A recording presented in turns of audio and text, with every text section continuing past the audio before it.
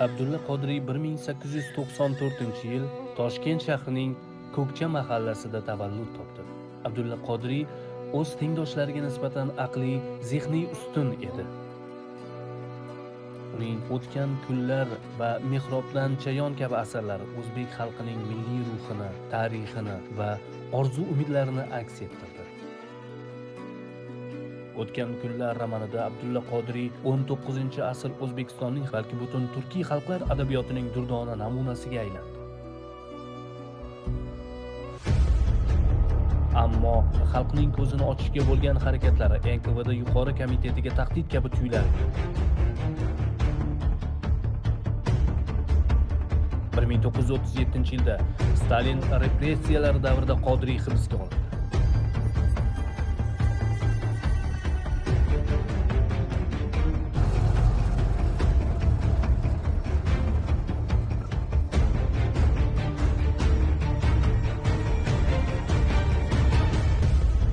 Badaniga, tirnoqlariga har qancha azoblar, qiynoqlar bo'lsa ham, NKVDning qo'ygan soxta ayblovlarning hech birini tan olmagan Abdulla Qodiriyni xalq dushmani deb e'lon qilishdi. 1938-yil 4-oktyabr Toshkentda otildi.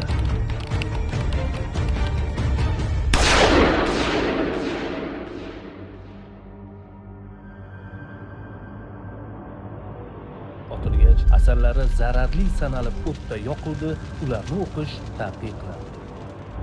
Abdulla Qodiriy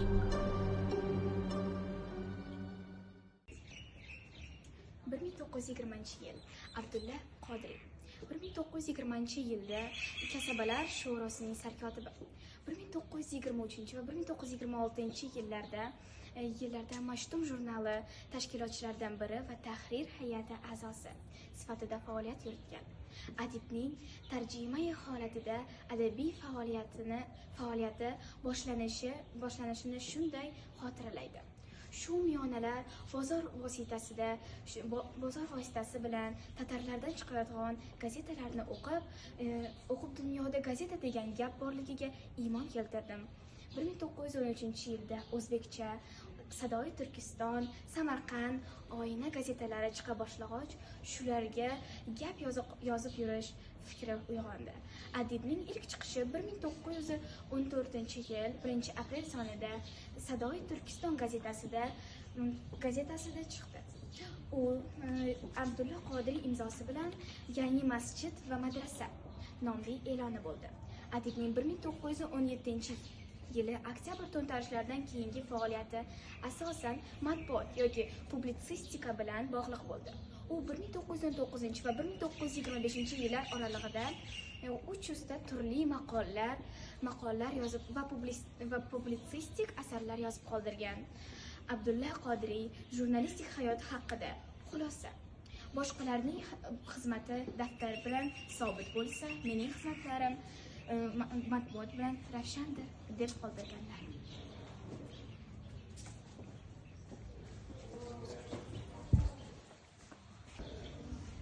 Ko'r bizning ahvolimiz, g'aflatda qanday yotamiz, joyi kelgan chog'ida vijdonni pulga sotamiz.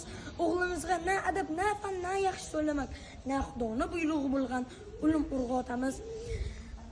Ko'rimiz shundan iborat bo'ldi. Ushbu vaqtda 10 tadan bedona boqib yoziqish sayrotamiz. Qarimiz bayonimiz balki bu vaqt oqvanamiz. Nogahon ko'rsak agar bir besoqol qotamiz. O'rtadan chiqsa agar millatni yaxshi suyguvchi, biz ana dahiy sanab to'fincha birla otamiz. Kelingiz yoshlar, ziyolilar, bu kun g'ayrat qiling. Uxlaganlarni agar qodir esak uyg'otamiz. Bale bu dunyoda oliy hakam bor. O'shal qudrat erur mangu ustuvor. Shahidlar bong urib har shomu nahor bizni ogoh etar, bo'ling deb hushyor. Ular xalqimizga qalqon edilar, abadiy barhayot vijdon edilar.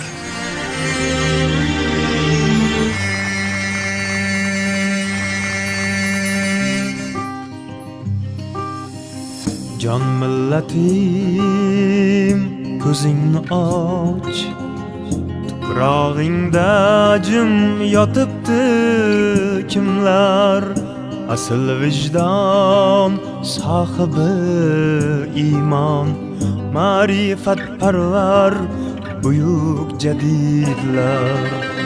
Jon millatim ko'zingni och, tuprog'ingda jim yotar kimlar, asl vijdon sohibi iymon, ma'rifatparvar buyuk jadidlar.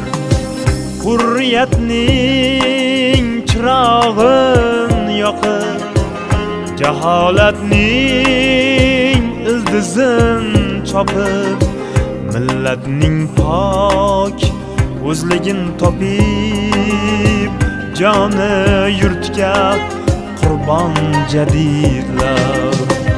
Elning jasur o'g'lonlarisiz, doim uyg'oq vijdonlarisiz, hurriyatning timsollarisiz, ey millatparvar tug'yon jadidlar.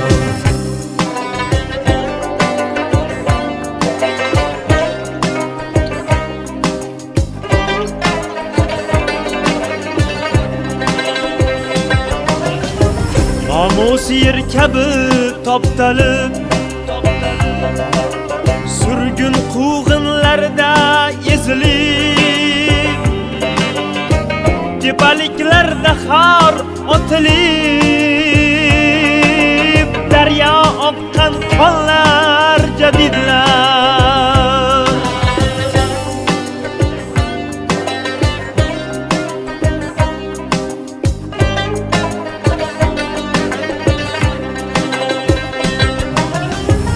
Otubongi chalingan mahal,